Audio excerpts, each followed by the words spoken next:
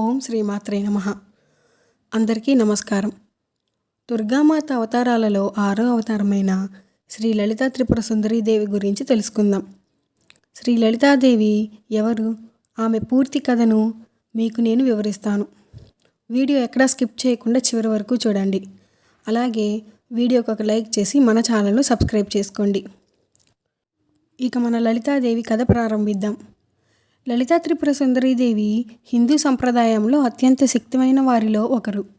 ఆమె ఆదిపరాశక్తి యొక్క ప్రతిరూపం. సృష్టి, స్థితి, సమర కార్యకలాపాలను చేసే సర్వోత్తమైన శక్తి ఆమెది. ఆమె కథ బ్రహ్మాండ పురాణంలోని లలితోపవ్యానంలో వివరించబడింది.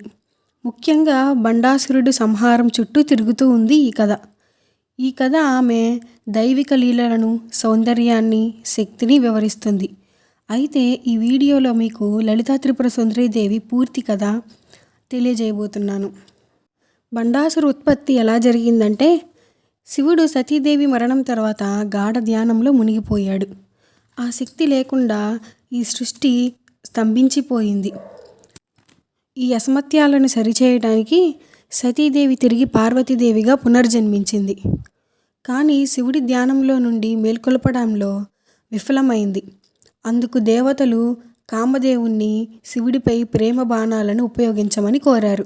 కామదేవుడంటే ఎవరో కాదు, మన్మధుడు. కానీ విఫలమయ్యారు.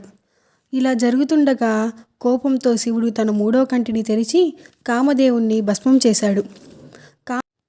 కామదేవుని భార్య రతీదేవి. బ్రహ్మ విష్ణువు దేవతల సమేతంలో శివుడు కామదేవుణ్ణి బూడిద చేశాడు. ఆ బూడిదలో నుంచి బండాసురుడు అనే రాక్షసుడు పుట్టుకొచ్చాడు. బండాసురుడు శివుని ఆరాధించి గొప్ప గొప్ప వరాలు పొందాడు. ఎవరైనా అతనితో యుద్ధం చేస్తే వారి శక్తి సగానికి పైగా తగ్గిపోతుంది. అతను శూన్యక నగరంలో రాజ్యం స్థాపించి అతను దేవతలను, మానవులను బానిసులుగా చేసుకున్నాడు. ఇక్కడే లలితా త్రిపుర సుందరీదేవి యొక్క ఆవిర్భావం జరిగింది. బండాసురుడి దుష్టపాలన నుంచి రక్షించడానికి దేవతలు ముని నారద మహర్షిని సలహా మేరకు మహాయజ్ఞాన్ని సృష్టించారు. ఆ మహాయజ్ఞాన్ని నుండి లలితా త్రిపుర సుందరీదేవి ఆవిర్భవించింది. ఆమె సౌందర్యం అవర్ణీలం. ఆమె 16 సంవత్సరాల యువతగా కనిపించింది. ఆమె చతుర్భుజాలతో యక్షు, ధనస్సు, పుష్ప బాణాలు, అంకుశం ధరించి శివుని శరీరంలోని కమలంపై ఆసీనురాలైంది.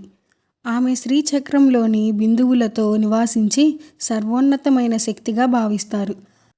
లలితాదేవి తన శక్తితో కామేశ్వరుడు, శివుడి అందమైన రూపాన్ని సృష్టించి ఆమెతో వివాహం చేసుకుంది. వీరి ఇరువురికి కూడా బాలా త్రిపుర సుందరీదేవి జన్మించింది. లలితాదేవికి శ్యామలాదేవి మంత్రినిగా, వారాహిదేవి సర్వసైన్యాధ్యక్షురాలిగా అంటే దండనాయకి. ఆమె శ్రీచక్ర రాజరథంలో యుద్ధానికి సిద్ధమైంది. అయితే ఇక్కడ బండాసురుడితో యుద్ధం మొదలైంది. బండాసురుడు తన సైన్యంతో లలితాదేవిపై దాడి చేశాడు.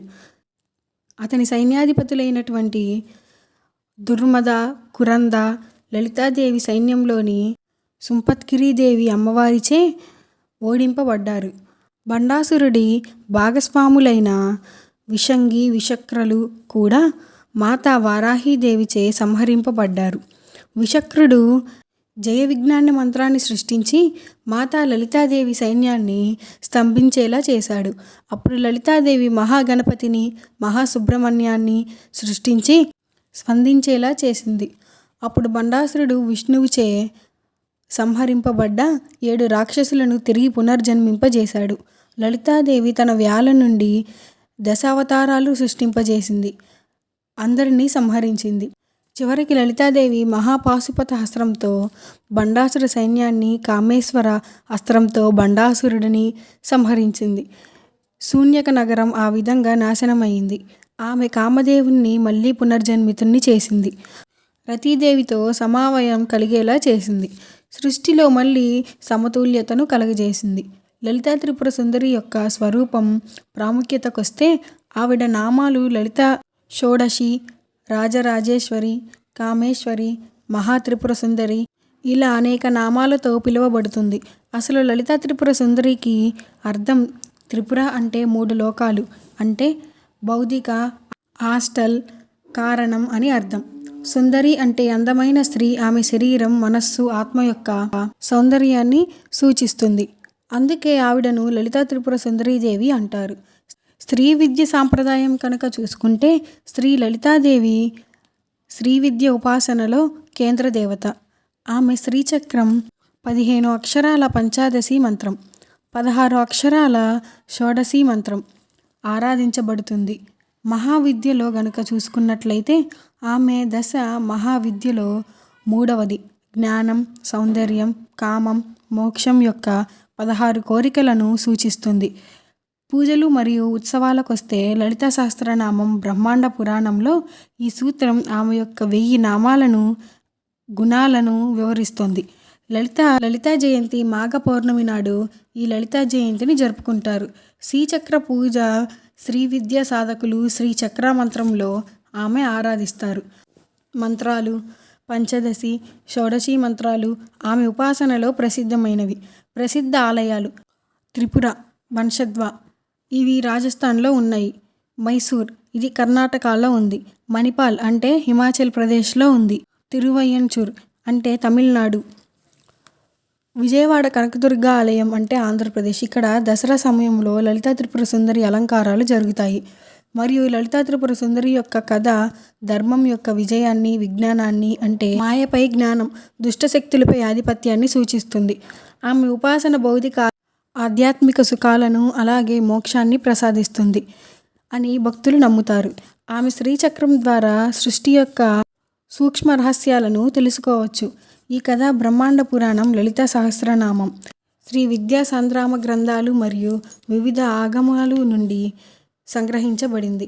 అలాగే ఈ కథ లలితా త్రిపుర సుందరీదేవి యొక్క దైవిక లీలలను, ఆమె సౌందర్యాన్ని, శక్తిని, జ్ఞానాన్ని వీటన్నిటినీ కూడా సంగ్రహంగా వివరిస్తుంది. మరి ఈ కథపై మీ అభిప్రాయాన్ని కింద కామెంట్ రూపంలో చెప్పండి. అలాగే ఈ కథ మీకు నచ్చినట్లయితే ఒక లైక్ చేసి మన ఛానల్ను సబ్స్క్రైబ్ చేసుకోండి. ఆ దుర్గమ్మ తల్లి ఆశీస్సులు మీకు ఎప్పుడు ఉంటాయని కోరుకుంటూ ధన్యవాదాలు. ఓం శ్రీ మాత్రే నమః.